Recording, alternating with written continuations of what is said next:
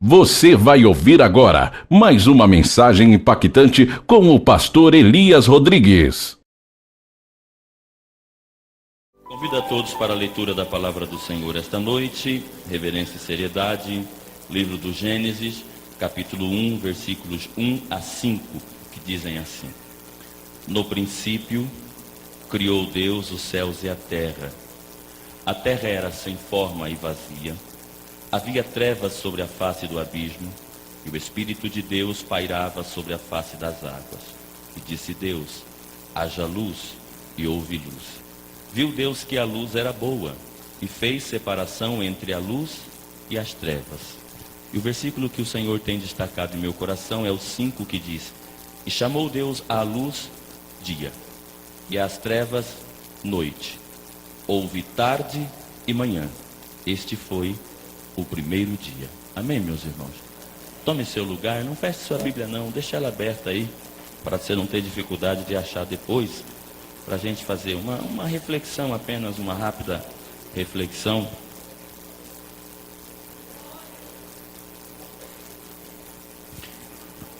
Irmãos, eu sinceramente falando, me entenda com sinceridade, e escondido atrás de uma humildade, que eu vou te dizer essa frase agora, com muita verdade. Eu nunca me considerei um grande pregador. Não me considero mesmo. Eu me considero um grande curioso. Isso eu sou, um grande curioso da Bíblia. Gosto da Bíblia. Eu sou apaixonado pela Bíblia desde muito cedo. A Bíblia é uma coisa assim, irmãos, a Bíblia é fantástica. A Bíblia é um livro diferenciado. Independente das questões de fé que você tenha e que eu tenha, então, fé não é uma coisa assim discutível. Você diz que crê na Bíblia, amém e pronto, é fé. Agora, a despeito dessa coisa de fé, apenas como um livro mesmo, olhar a Bíblia apenas como um livro, a despeito de fé, a despeito de crer nela ou não, olhar a Bíblia como um livro, simplesmente como um livro, ele já é um livro fantástico. É um livro assim, me falta adjetivos, né? Se você puder me ajudar. A Bíblia é um livro, assim, um livro, pode falar alto aí, um livro especial, um livro extraordinário, um livro estrogonófico, um livro singular, um livro maravilhoso, A Bíblia é um livro que é um livro diferenciado, é um livro especial. E algumas coisas, irmãos, além da questão de fé, faz da Bíblia esse livro tão extraordinário, tão diferenciado de qualquer outro livro que você possa encontrar no mundo. Eu tive o privilégio de já escrever alguma coisa. E quando você for adquirir um livro meu por aí, você vai encontrar lá, a primeira coisa, você vai encontrar uma coisa que é chamada de biografia, não é assim? Quando você compra um livro, você compra muito mais pelo autor do que pelo conteúdo. Eu não sei se você já teve essa experiência de comprar um livro pelo autor, porque você já leu um livro dele bom, aí você compra um outro, e é muito ruim. Já aconteceu? Você compra um livro porque o autor, você lê outro livro que é tão maravilhoso, aí de repente você compra um outro livro daquele autor, sem nem querer saber o que ele escreveu direito, e o livro nem é tão bom, mas o autor mexeu com você. Então, sempre quando a gente vai adquirir um livro, a gente se preocupa primeiro com o autor. Sim ou não? Quem que escreveu esse livro? E outra coisa, por que escreveu? Digamos, entende da área para escrever esse livro? Imagine o irmão chegar numa livraria e pegar um livro lá na prateleira, e o livro está falando assim: como evitar queda do cabelo. Aí você vira assim e vai ver a foto do autor, careca. Você vai comprar o livro? Vou repetir para você entender. Você vai lá na prateleira de uma livraria e pega lá um livro. E o livro, o livro é Como Evitar a Queda de Cabelo. Aí você vira assim, na contracapa, e tem a foto do autor do livro, um careca. Você não vai comprar o livro. Por quê? Ele pode entender de muita coisa. Mas disso aí, não entende. Então uma das primeiras coisas que nos chama atenção num livro é justamente o seu autor. Amém ou não? Outra coisa que todo livro tem, todo livro, você pode pegar o livro mais simplesinho de uma pessoa que começou a escrever agora, ou você pode pegar como é que fala, um isso aí mesmo que eu queria falar. Você pode pegar um desses livros assim. Tem que ter uma coisa chamada introdução, sim ou não? Introdução.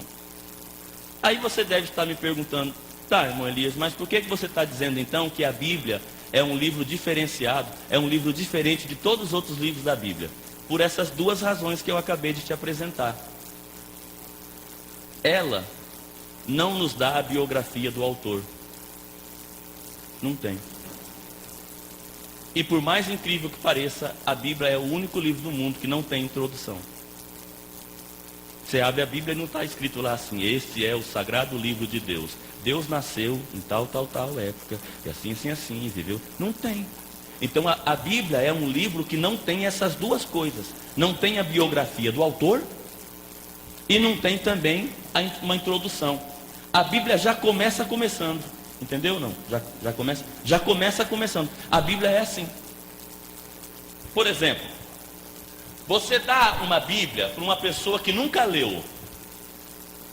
No Brasil é meio difícil essa coisa, mas imagine, uma pessoa que nunca teve contato com a Bíblia. Aí você dá uma Bíblia para ele. E a pessoa pega a Bíblia assim, e ela pensa: não, agora eu vou descobrir se Deus existe mesmo. E ele vai ler de Gênesis 1 a Apocalipse 22, e ele não vai encontrar nenhum texto falando da existência de Deus. Olha que coisa doida.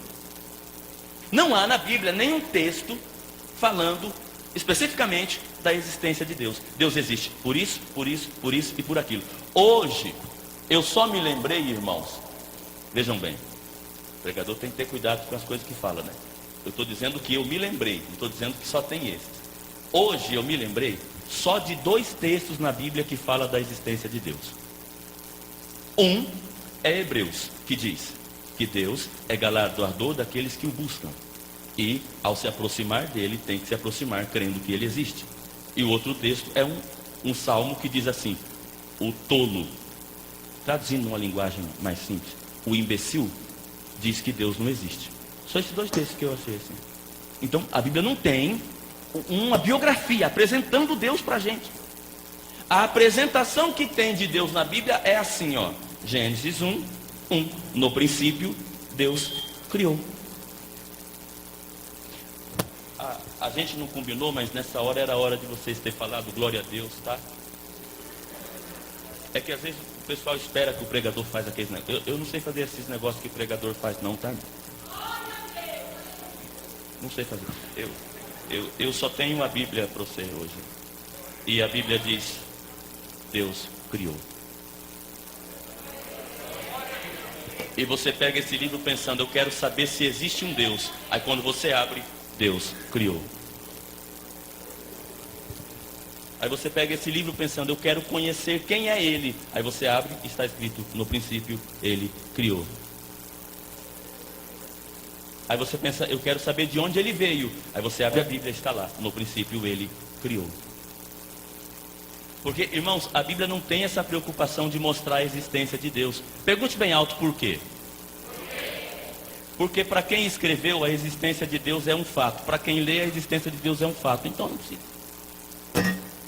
Para que a Bíblia ia perder tempo falando da existência de Deus, se quem escreveu acredita e quem vai ler também acredita? Perder tempo para quê?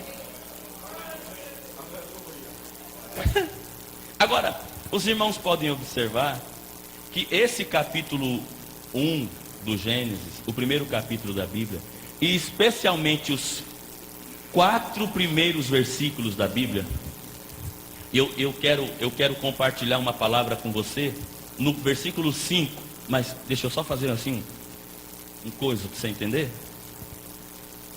Os primeiros 4 versículos da Bíblia estão aqui para nos mostrar quem é Deus. Pergunte bem alto, como assim? Ok.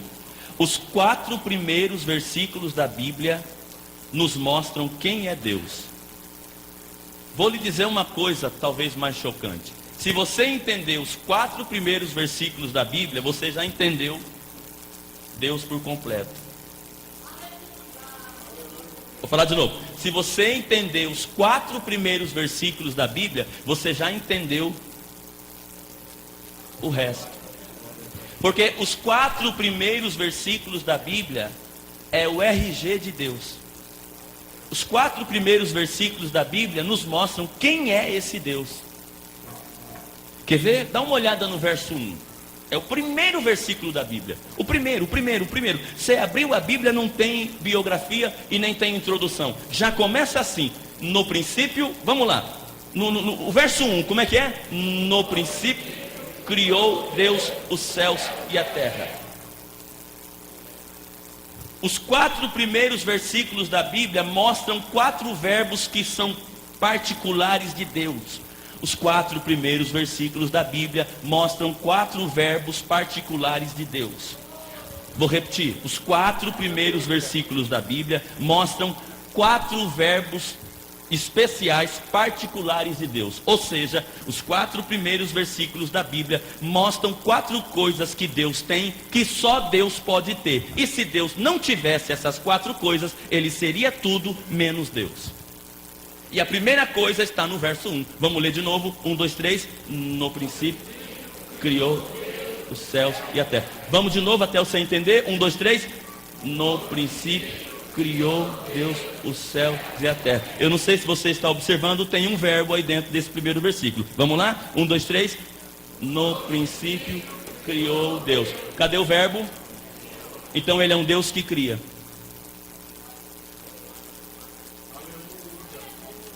Vou repetir. Não é um Deus que faz, é um Deus que cria. Fazer é fazer usando outra coisa como base. Sim ou não? A irmã ali entendeu, ó. Deve ser para a irmã essa palavra de hoje. A gente faz uma coisa usando como base outra. A gente constrói uma coisa usando como base outra. Eu vou te dar um exemplo para você entender. Irmãos, eu sou casado com uma moça que a Marcinha, minha esposa, na cozinha não tem para ninguém. As outras irmãs me desculpam, não se constranjam, mas contra fatos não há argumento. Na cozinha, todas as outras mulheres estão um degrau abaixo da minha esposa. Eu sou bobo, o irmão está filmando. Gente, a minha esposa faz coisas normais se tornarem coisas especiais. Por exemplo, ela faz bolo de cenoura, mas não é esses bolos de cenoura, não, é um bolo de cenoura. Ela faz um negócio assim, irmão. Minha esposa tem como profissão, ela é culinarista, né, dá aula na TV, essas coisas assim. Então, vive disso. E ela faz uns bolos, irmão, assim. Minha esposa faz um negócio que chama petit gâteau.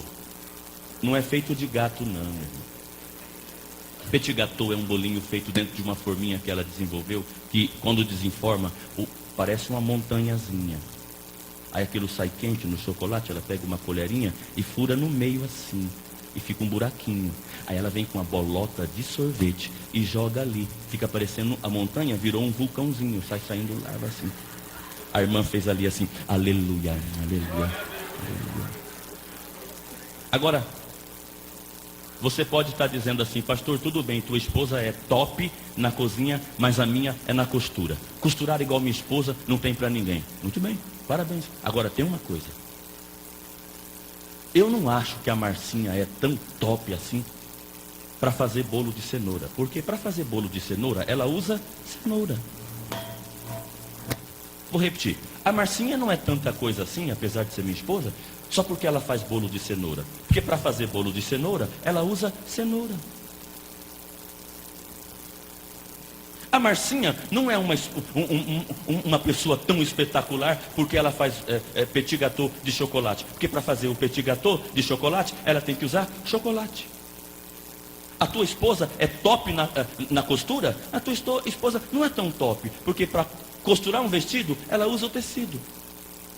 E ela usa máquina. Então quer dizer que alguém mais inteligente que tua esposa um dia inventou o tecido. E alguém mais inteligente inventou a máquina e pensou, tecido com máquina vai dar vestido. Pensou assim. Antigamente tinha água à vontade, tudo quanto é rio, cheio, água. Aí uma pessoa pensou assim, gente, eu vou engarrafar água e vou vender. Que rapaz inteligente, né? E não é que a gente compra água engarrafada? Aí o outro olhou a água engarrafada e falou, mas eu sou mais inteligente, eu vou colocar gás na água. A gente compra água com gás. Aí o outro falou, mas eu sou mais inteligente que os dois. Eu vou colocar limão na água com gás. E fez o H2O. Agora, a gente sempre cria alguma coisa usando como base outra coisa. A Marcinha só faz bolo de cenoura porque existe cenoura. A Marcinha só faz petit gâteau de chocolate porque existe chocolate. Tua esposa só faz vestido porque existe máquina de costura. Existe tecido. O irmão está filmando aqui, ele é um bom filmador, mas ele só filma porque existe máquina de filmar. Porque a gente cria uma coisa usando como base outra coisa. E Deus que criou tudo quando não tinha nada?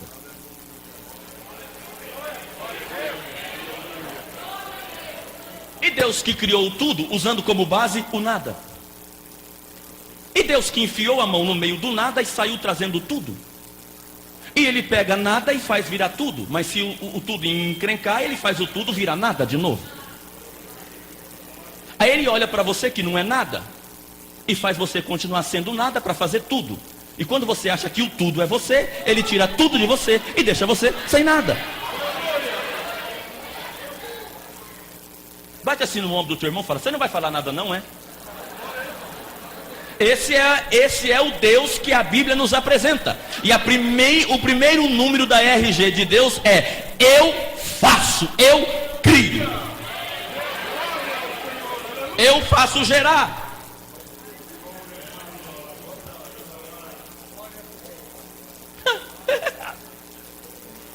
Agora, olha o verso 2. A terra sem forma e vazia. Havia trevas sobre a face do abismo. Complete. E o Espírito de Deus sobre a face das águas. Irmão, presta atenção. Não lê embolado com os outros, não. Presta atenção. Não é parava, não.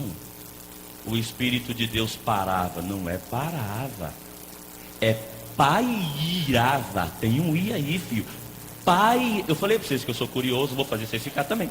Pairava. Não é parava, é pairava. Pairava. Pergunta assim, explica, pregador. O verbo pairar significa mover-se sem sair do lugar, mas continuar se movimentando no mesmo lugar. Entendeu? Nem eu.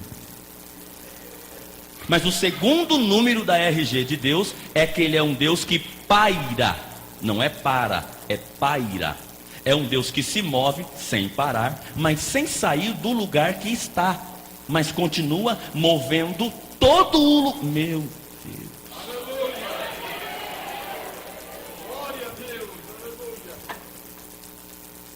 Vou dar uma explicação para você. Não é possível que você não vai entender. Quem já morou na roça ou ainda mora? Quem já morou na roça? Ah, então vocês vão entender. Quem já viu uma galinha chocando os ovos? É isso aí. É isso. Quantos dias uma galinha fica chocando os ovos? Quantos dias? 21, 22, a galinha de umas irmãs são mais lerdas, né? 24, a irmã falou, 21, vamos parar em 21. 21. Você passa no terceiro dia e a galinha está ali assim. Você passa no 10º dia e a galinha está assim. E você pensa, não está acontecendo nada. Não está movimentando. Não estou vendo mexer, não está acontecendo nada. Daqui a pouco, ela sai de cima e o ovinho clac, clac, clac, clac, clac, clac, clac, clac, e sai o filhotinho de dentro. Assim, aponta a mão assim para quem está ao seu lado assim, aponta assim e fala assim, você não está entendendo? Deus está chocando você, bobo. Você pensa que ele não está agindo, mas o movimento está nele ali, ó. A galinha não fica fazendo assim, ela fica quieta, porque se ela mover demais, ela pode estragar o processo. Então ela fica quieta.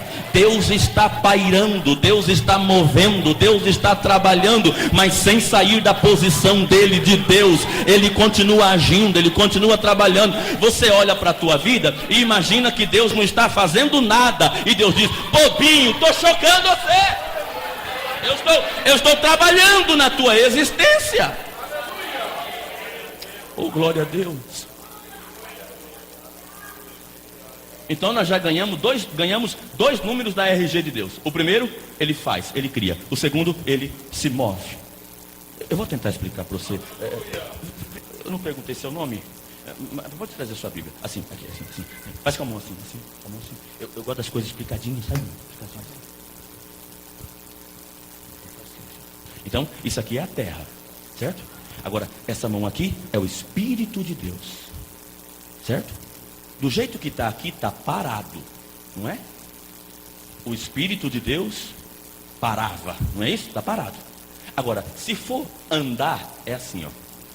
Passou, voltou, né? Então, andava. Se fosse mover, um simples mover, seria assim, não é? Mas não é andar, não é parar, nem mover. É pairar. É assim, ó. Viu que ele permanece no mesmo lugar? Mas a coisa aqui não permanece mais com...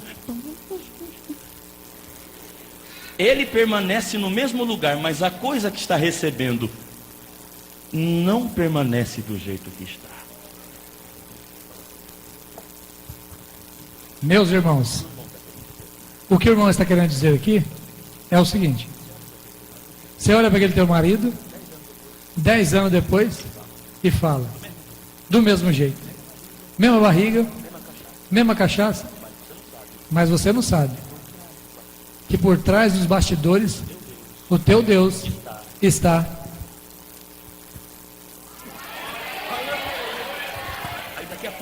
Daqui a pouco esse homem vira um pregador da palavra. E você pensa: foi de repente. E Deus fala: e faz tempo que eu tá.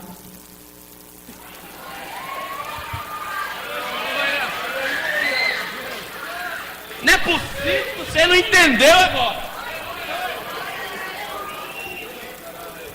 Deus está trabalhando sem você perceber, e Ele faz questão de você não perceber, mas Ele está movendo. Agora, irmão, eu tenho uma palavra no verso 5, mas calma. Vamos para o 3. São as credenciais de Deus, só para a gente conhecer um pouquinho dele. Eu brinquei com você, quer dizer, falei com você, que se entendermos os 4 versículos primeiros da Bíblia, entendemos a Bíblia toda. Ó, já entendemos, Deus faz, Deus cria. Então Deus cria de forma independente, Ele não precisa de ninguém para criar, não precisa de coisa nenhuma para criar coisa alguma. Ele cria tudo sem nada. Agora, o verso 2 diz que Deus também se move, Ele não é estático, Ele está movendo, Ele faz alguma coisa. Agora, veja só, irmão, presta atenção. O verso 2, peraí que eu tenho uma palavra no 5, mas o verso 2, ele é uma preparação para o verso 3. Como é teu nome mesmo, companheiro? Irmão vai ficar melhor. Irmão, é muito difícil. Não pode ficar sentado, não pedi para você vir, não. Claude, meu pai. Irmão, se eu falar teu nome 3 vezes, a irmã vai entender ali que Deus está querendo dizer algum recado para ela. Irmão, presta atenção. Esse verso 2 é uma preparação para o 3. Ou seja, o pairar de Deus é uma preparação para aquilo que vai acontecer daqui a pouco. E o que vai acontecer daqui a pouco? Lê o 3. E disse Deus, haja. Ou seja, segura aí. Ia acontecer algo extraordinário daqui a pouco. Então o Espírito de Deus tinha que preservar aquilo que seria, no caso a terra, aquilo que seria alvo do extraordinário de Deus. Deixa eu tentar te explicar melhor. O Espírito de Deus pairando quer dizer que Ele estava guardando aquilo que seria alvo da próxima ação de Deus, Quer dizer que quando você percebe que Deus está quietinho na sua vida, na verdade Ele está te preparando.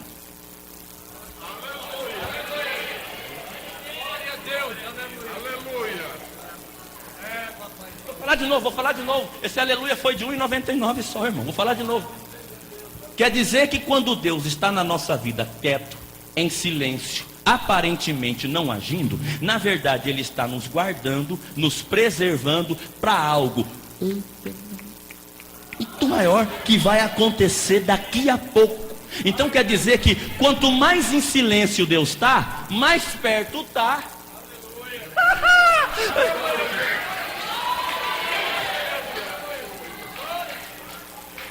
Só quem está atravessando um silêncio de Deus, olhe para o irmão do lado e fala: então está pertinho para mim, pertinho para mim. Porque parece que Deus não está me ouvindo, parece que minha oração não está chegando, parece que eu não sinto nada. É porque Deus está pertinho de fazer alguma coisa. Mas Ele tem que guardar primeiro. É a galinha chocando os ovos. Tem que guardar primeiro. Agora, olha então o que acontece no verso 3, depois do processo do verso 2. Depois de Deus guardar, preservar, mover, pairar, vem o 3. E o 3 diz o quê? Disse Deus: haja luz. E, ó irmão, se é inteligente, é um verbo. Se no primeiro versículo o verbo é criar, no segundo versículo o verbo é mover, no terceiro versículo o verbo é...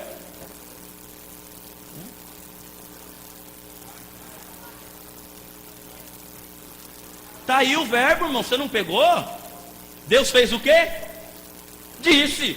Deus falou. Então quer dizer, no verso 1, primeiro número do RG de Deus, Ele cria. Segundo número do RG de Deus, Ele move. Terceiro número do RG de Deus, Ele fala. Não, mas não é falar assim, falar. Não, filho. Se falar aqui merece uma explicação. Não é falar assim. Vamos ver se você pega. Se é inteligente, você pega. Ó. E disse Deus o quê? O que aconteceu? Você não pegou? O verbo falar para Deus é usado de forma diferente. Pergunta, como assim? Falou, aconteceu. É por causa disso que Deus tem que ficar em silêncio. Porque se Ele sair falando, sai fazendo um monte de coisa que não precisa. Porque o falar de Deus vem seguido de uma ação. Disse Deus, haja luz. A luz falou: eu que não sou besta de aparecer. Disse Deus, haja luz. Lembrei da Isadora, minha filhinha. Ela estava aprendendo a ler. Aí ela falou: disse Deus, haja luz. E ageu.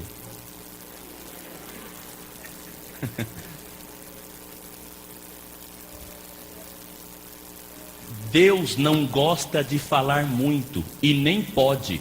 Porque é arriscado para Deus falar. Toda vez que Ele fala, alguma coisa acontece. Então, se Deus olha para você que está aí na prova, irmã, e Deus olha para você e fala: marido, pronto, casou. É assim, com Deus é. E eu posso dar uma dica para você, de graça, eu não vou cobrar nem R$1. Posso dar uma dica? Quanto mais você cobra de Deus falar, menos aí que Ele vai falar. Você vem para o culto: se hoje Deus não falar comigo, eu vou me matar. Pula de um prédio que a dor é menor. Que Ele não vai falar. Pressionou, Ele não fala. Você já teve essa experiência real assim na sua vida? Quanto mais você pressiona Deus, Ele não fala. Porque Deus não sai falando aleatoriamente, irmão. O senhor fala muito, pastor? Eu falo bastante. O senhor fala bastante? Fala bastante. O pastor já se casou? Já. A esposa está aqui? Vamos conversar com ela para ver se o irmão fala muito ou não. Fala muito? Ele fala muito. Mais ou menos. Só que tem um problema, pastor. Qual? Eu e o senhor, a gente fala muito e age de menos. A gente fala demais e acontece de menos. Deus não.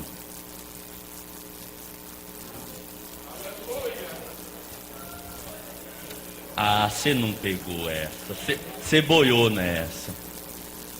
Vou falar de novo. Nós falamos muito e agimos pouco. A gente fala demais e acontece de menos. Deus não. Eu falo muito para acontecer, Deus fala pouco. Eu falo muito para acontecer pouco, Deus fala pouco para acontecer muito. Então, quanto menos Deus falar, melhor é para você. Porque Deus não fala aleatoriamente por falar. Não. Irmão, Jesus falou na cruz de 10 da manhã às 3 da tarde 7 vezes só. E você fala, Jesus falou muito na cruz de 10 da manhã às 3 da tarde? Só 7 frases? Só que as 7 frases que Jesus falou na cruz mudou a história da humanidade. Uma delas foi: estarás comigo no paraíso, perdoe porque não sabe o que faz. Filho, eis aí a tua mãe. Mãe, eis aí o teu filho. E a última que ele falou? A penúltima. Está com... Ó, quer falar mais alguma coisa? Ele veio, nasceu, cresceu, morreu e consumado. Pronto. Porque ele fala pouco. Mas o resultado é que é diferente de mim e de você, que fala tanto, mas o resultado... Você fala, e tem hora que a gente fala cada bobagem, sai falando, e não adiantou nada. E de vez em quando você olha para o teu marido e fala, eu não vou falar mais. Ele fala, graças a Deus. Aí no outro dia você está falando de novo a mesma coisa, e fala. Porque isso é uma característica feminina, meu irmão. Você que casou, se a tua esposa não fala muito, pode devolver, veio com defeito de fabricação. Porque a mulher tem que falar. Mas o homem também fala, pastor fala, todo mundo fala. E as coisas não mudam nada na sua vida. Mas uma hora que Deus vem e fala, pronto. Quer ver um exemplo? João capítulo 8. Eles pegam uma mulher no ato de adultério e traz na frente de Jesus. Olha, você é adulto, você é inteligente e você é bom de imaginação. O texto diz, no ato de adultério. Então a mulher não veio bem vestida na frente de Jesus, ela veio arrancada do ato de adultério. Já é vergonha. Jogou a mulher assim, ó. Mestre, Moisés fala isso e isso e isso. Os escribas falam isso. Os fariseus falam isso. A lei fala isso. E tu, o que falas? Ele fez assim. Começou a escrever na terra. Aí o menino perguntou para mim, pastor, o que Jesus estava escrevendo na terra? Falei, sei lá, irmão, pergunta para ele. Isso tem a ver com a vida dele. Escrevendo na terra. Pastor, eu não sei o que Jesus estava escrevendo na terra, mas dos pensamentos que eu tenho é que na verdade ele não queria escrever, ele queria deixar eles lá de João, assim, sabe, deixar.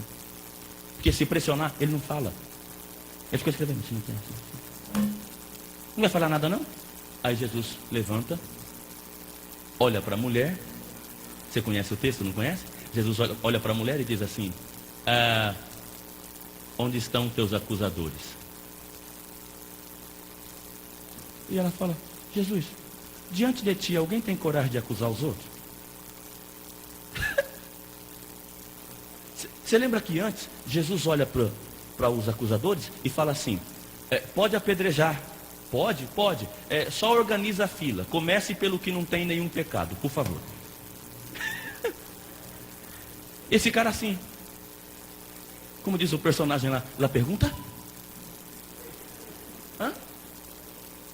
Aí Jesus olha para ela e diz, onde estão os teus acusadores? E ela fala, sei, não tem ninguém. Aí Jesus diz para ela, eu também não te condeno. Vai em paz. E a mulher vai indo. Aí Jesus fala, deixa eu falar só mais uma coisa. O quê? Peca mais não, tá, filha? Conta comigo aqui, conta comigo no dedo. Quem não tem pecado, atire a primeira pedra. Diga uma.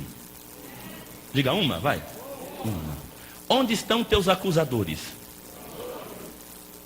Eu também não te condeno. Vai em paz. Não peques mais. Quantas vezes Jesus falou na vida da mulher? A vida inteira todo mundo se metia, todo mundo falava na vida daquela mulher, não mudou nada. Deus falou 5 frases, mudou tudo. Um rapaz descobriu essa história e quando Jesus estava na cidade dele, que ele tinha um criado que estava morrendo em casa, ele falou: Jesus, eu já conheço o processo, não preciso ir lá em casa, diga apenas uma palavra. Então, irmão, Deus não fala assim por falar. O falar de Deus provoca algum acontecimento atrás. Então disse Deus: haja luz, ouve. É como se fosse simples assim: haja luz, ouve. E disse Deus: haja luz, e ouve.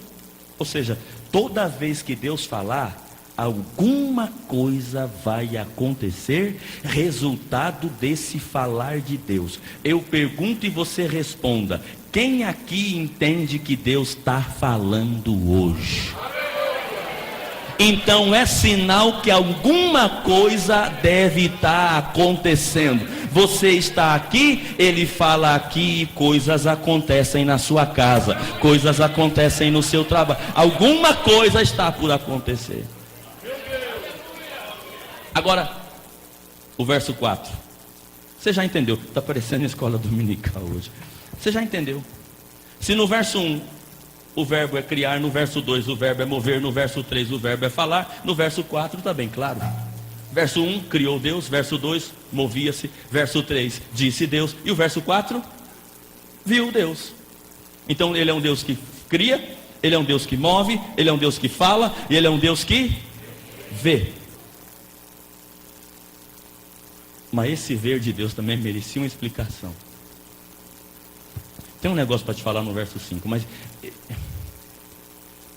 esse ver de Deus também é diferente. Quem está com a Bíblia aberta aí? E disse Deus, e viu Deus, como é que é? E viu Deus. Irmão, peraí. Viu Deus que era o quê? Mas o que era boa? Que luz? A luz que ele acabou de criar no verso 3. E essa luz não é Sol, Lua e Estrela, porque Sol, Lua e Estrelas serão criados nos versos 16, 17 e 18, luminar maior, luminar menor. Isso aí, irmão, não é luz de sol e de lua ou de estrela, é a própria vida como um todo. Criou Deus a luz, disse Deus: haja luz, e houve luz. Aí o verso 4 diz: e viu Deus o que? A luz. Que luz? A luz que ele criou no 3. Então, pastor, olha que maravilhoso. Deus começa a criar no 1, guarda no 2, para fazer uma coisa extraordinária no 3, e depois que ele passou pelo 1, 2 e 3, ele vem no 4 com um olhar. Mas esse olhar, olha aí, irmão, e viu Deus a luz. E a luz era o quê? Mas, nossa, você não está pegando. Mexe assim com o teu irmão, fala: você não está pegando essa palavra. Presta atenção que o tio vai explicar só uma vez. Sendo professor, presta atenção. E viu Deus, diga, e viu Deus. Eu pergunto, você responde: viu Deus o quê? A luz era o quê? Mas quem está falando que a luz é boa? E quem criou a luz? Quem criou a luz? E quem fala que a luz é boa? Você não entendeu. Toda coisa que é criada deve passar por um processo de avaliação. Deus é tão perfeito, que ele criou a luz e falou: deixa eu procurar alguém para avaliar. Não achou. Quem vai avaliar o que ele criou? Mas ele é tão perfeito e fonte de toda a perfeição, que ele criou, afastou de lado e fez assim. Gostei. Levanta a mão assim, levanta a mão. Eu estou tentando te dizer, coleguinha, que o que ele vai fazer na tua vida é tão maravilhoso, que não vai ter sogra, cunhado, irmão, amigo, inimigo para dar palpite. O que Deus vai fazer é tão perfeito, que a única pessoa que vai avaliar é ele mesmo. E ele vai dizer: tá bom do jeito que eu fiz, gostei do jeito que eu fiz, era isso mesmo que eu queria, era assim mesmo que eu esperava.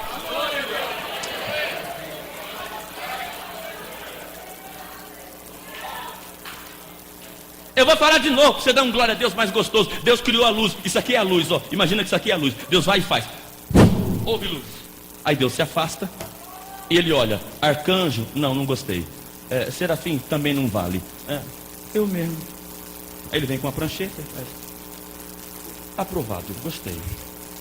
Porque não há alguém que possa avaliar o que ele fez. Não há alguém melhor do que ele, mais estudado que ele, que tem experiência maior na área. Não há ninguém. Ele cria, ele avalia, ele faz, ele avalia. Como hoje é um culto organizado pelas irmãs e o Dia das Mães está chegando, deixa eu fazer uma pergunta, mas não leve em tom de brincadeira, será uma palavra profética para você. Quem é mãe aqui? Levanta a mão. Quem é mãe? Levanta alto, irmão. Quem é mãe? Quem deu seu filho? Não foi não? Quem foi? Eu sei que todo mundo ia falar uma coisa só. Quem é mãe aqui? Quem deu seu filho? Então fica tranquilo que vai dar certo.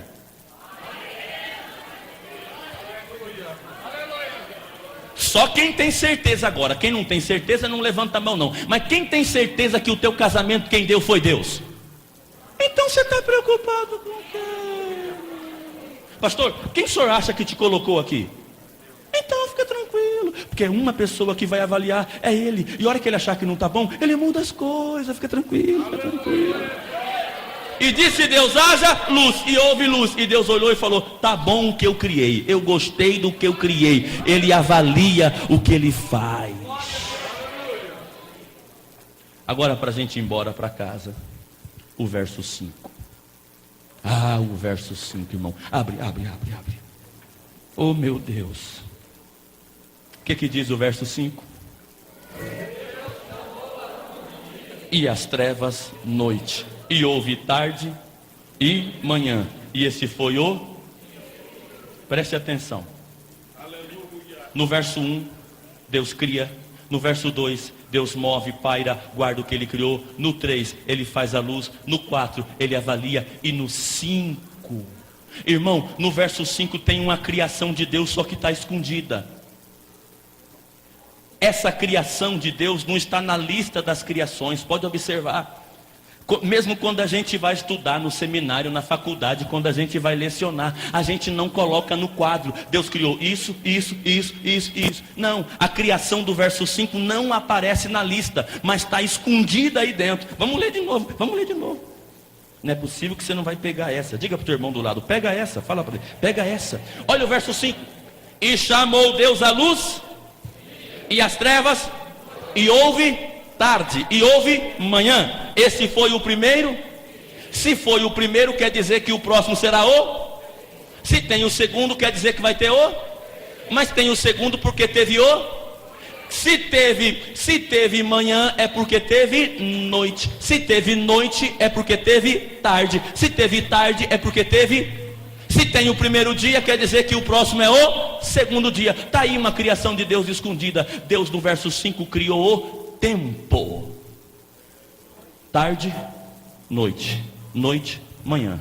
Manhã, tarde. Primeiro dia, segundo dia. Terceiro dia, porque teve o segundo. Segundo, porque teve o primeiro. Então ele é o criador do tempo.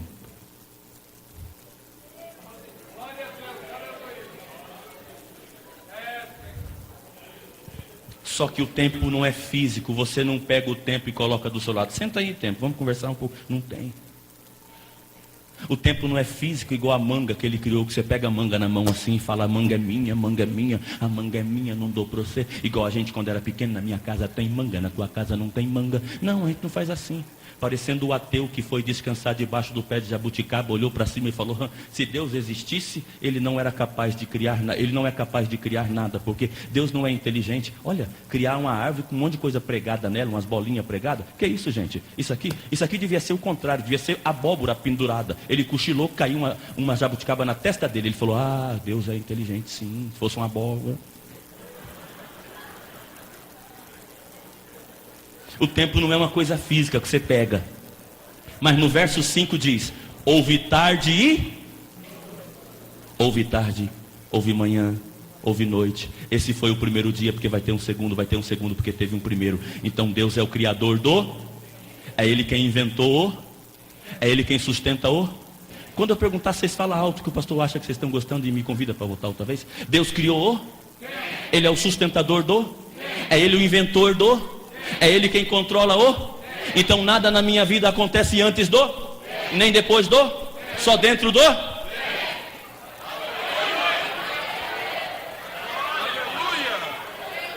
Agora escuta, Deus é o criador do, então ele não depende do, não respeita o, mas eu tenho que respeitar o, e ele me colocou dentro do, ele é o dono do, e o dono de mim também, sim ou não? Então ele me pega e coloca dentro do, ele está fora do, porque quem está fora está mandando. Só que Deus está fora do tempo e me jogou para dentro do tempo. E quem cria e controla tem poder de alteração. Repete isso comigo, fala assim: quem cria e controla tem poder de alteração. Levanta a mão para receber essa palavra. Quer dizer que tem coisa na sua vida que ia acontecer daqui 10 anos, mas como ele tem poder de alteração, você foi fiel, ele falou, esse ano mesmo. Agora, continua com a mão levantada, mas essa palavra não é muito legal não, mas eu tenho que falar. Só que tem hora que tem coisa que vai acontecer na sua vida daqui 1 ano. Aí você apronta, Deus fala, joga mais 40 anos no deserto para esse cabeção aí. Porque quem manda no tempo sou eu. O dono do tempo sou eu. Quem pode levantar a mão e dizer assim, eu estou tranquilo, eu estou no tempo? Eu não posso alterar o, eu não posso trabalhar contra o, eu tenho que respeitar o, mas quem é que manda no? Se ele quiser, ele me tira fora do. Olha, pastor, que negócio é esse de tirar a gente fora do tempo? Você nunca ficou fora do tempo? Você nunca olhou para a sua vida e pensou assim, como é que eu cheguei até aqui? Eu nem vi. É que Deus fez assim.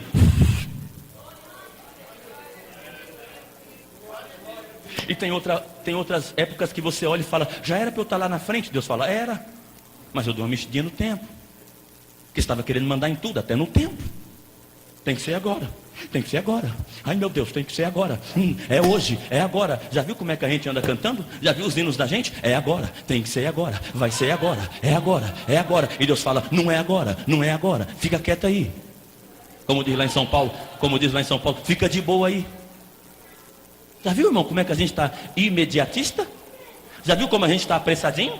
A gente está tão apressado que na minha igreja o irmão dobrou o joelho e começou a orar assim, Senhor, me dá paciência, eu quero paciência agora.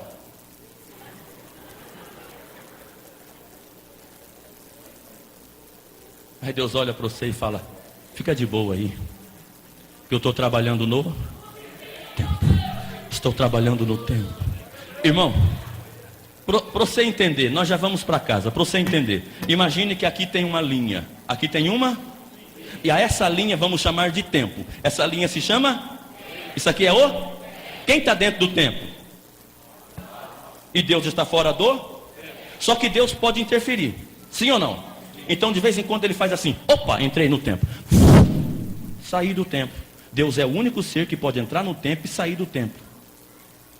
Quer ver? Para pirar o cabeção da gente. Ó, Deus trabalha no presente, consertando o revelando o.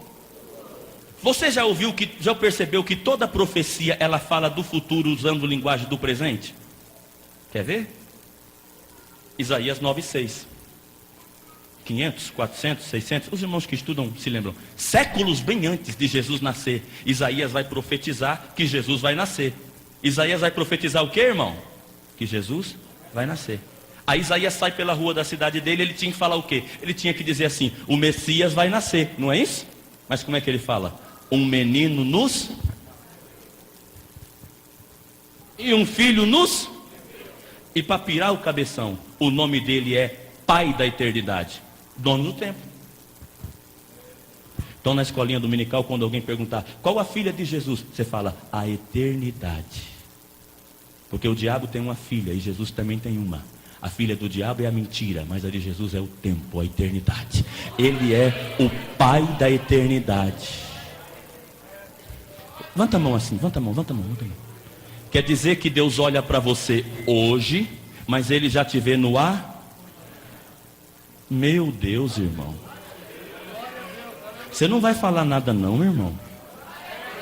Eu estou tentando te dizer que você está nessa prova, nessa luta aí, ficando quase maluco, e Deus já está lá no amanhã esperando você contar a história. Pois é, meu filho, foi assim que aconteceu. Passei isso, passei aquilo, e Deus ali rindo, falando para você, eu sabia, eu já estava aqui, eu que programei isso, eu estava aqui. Hã?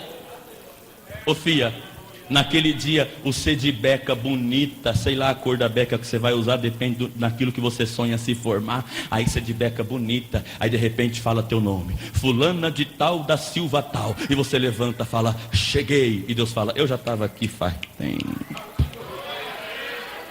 E você fala, há 20 anos atrás eu sonhei com isso. Deus fala, não foi você, foi eu que sonhei e te fiz chegar até aqui, porque eu trabalhei no tempo, eu estou lá na frente te esperando.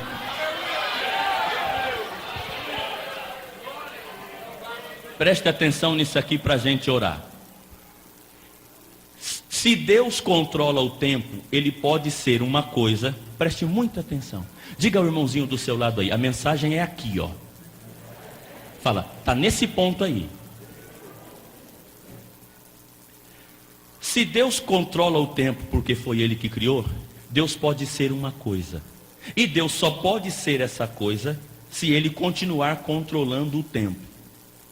Se Deus perder o controle do tempo, Deus não pode ser essa coisa. Que coisa? Uma coisa que só Deus pode ser. Eu não posso ser, nem você pode. Eu tento, você tenta, mas a gente não consegue. Agora Deus não precisa tentar, porque Ele é. Mas Ele só é essa coisa, porque Ele manda no tempo. Pergunte que coisa é. Fiel. Pergunte por quê? Porque Ele programa uma coisa hoje e já está lá onde a coisa vai acontecer. Então quando Deus falar para você assim, vai acontecer, fica tranquilo, porque Ele manda no tempo.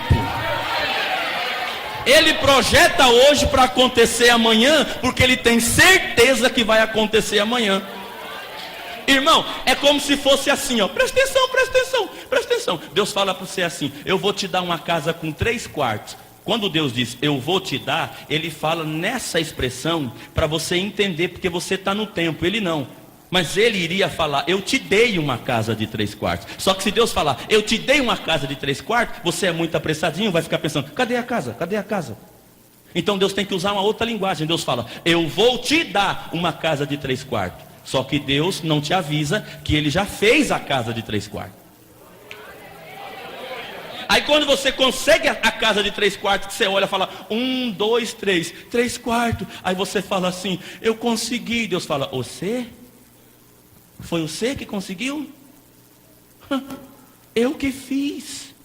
E estou aqui te esperando chegar. Levanta a mão e diga, e eu vou chegar. Deus é fiel porque Ele controla o tempo, irmão. Ele pode projetar o que vai acontecer. Quem pode levantar a mão e dizer, Deus é fiel? Quem pode erguer a mão e dizer, Deus é fiel? Deixa eu contar uma história para você, para te convidar a orar.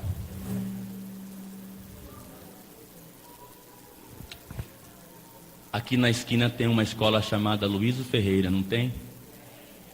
Sabia que eu estudei lá? Aqui ao lado tem uma casa que agora é um bar, não tem? Sabia que eu morei aqui? Eu fui adotado por um pastor chamado Plínio, e o quintal da nossa casa aqui, os irmãos aqui da igreja usavam de estacionamento. E nós éramos de uma outra denominação. Meu pai era pastor de uma igreja que tem aqui na T16 com a Maringá, a Igreja de Cristo. Meu pai que construiu aquela igreja. O pastor do campo de Ji-Paraná chamava Severo, e ele era severo mesmo. Aí os irmãos usavam aqui nosso quintal de estacionamento. Vocês lembram daquela fase que acabava a luz aqui na igreja? Era eu que desligava o padrão.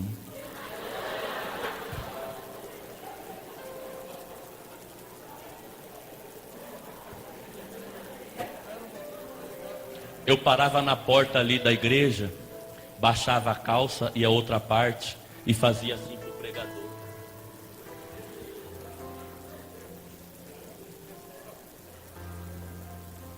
Só os mais velhos vão lembrar uma vez que essa igreja teve todas as janelas quebradas.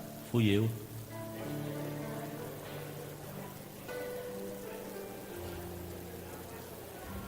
Na minha página no Facebook hoje eu postei uma foto que eu tirei aqui no pátio da igreja, com a calça aqui na canela, abraçado com um amiguinho. O amiguinho também é pastor, né, Dei? Fica de pé, Led. Muito feliz de você ter vindo, viu? Fiquei muito emocionado de te ver aqui. Quem vê aquela foto nunca imagina esses dois vai virar pastor. Que jeito. As casas aqui da T15, a campainha ficava pé. Era eu. Eu pegava um palitinho, vai aprender isso não, hein? Eu pegava um palitinho de dente, quebrava.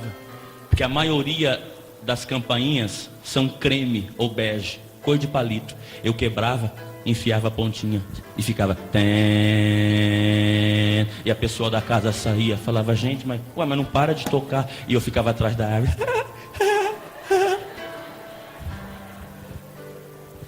Um dia eu pulei o muro daqui para cá para aprontar alguma coisa, e estava acontecendo um tal de círculo de oração, uma coisa que as irmãs faziam, as consagrações aqui durante o dia, mais baixinho, aconteciam as consagrações. Eu cheguei bem na hora e a irmã pegou eu no fago.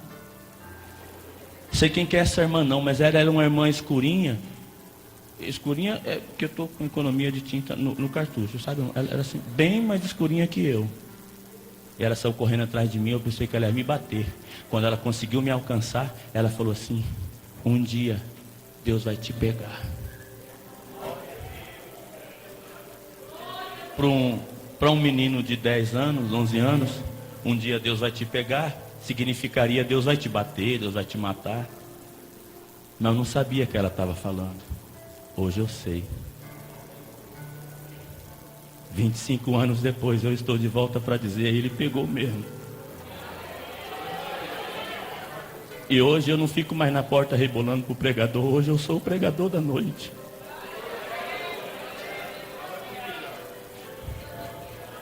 Os meus amigos pregadores sonham em pregar em Gideões.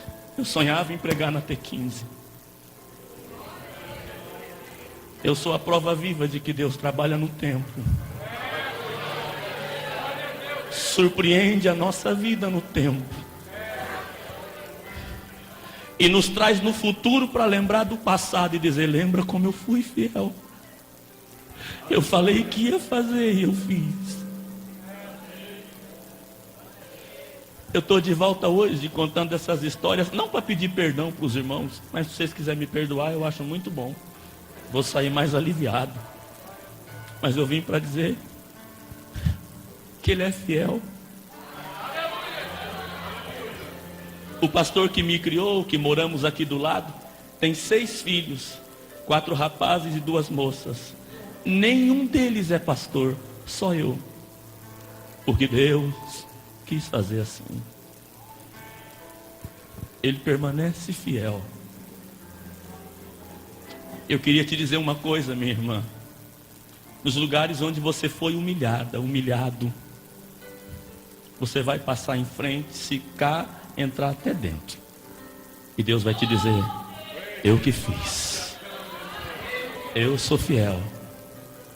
Apesar de ser esse garoto que aprontava tanto, quantas madrugadas eu fiquei num quartinho aqui na casa ao lado, com uma escova de dente fazendo que era microfone na frente do espelho.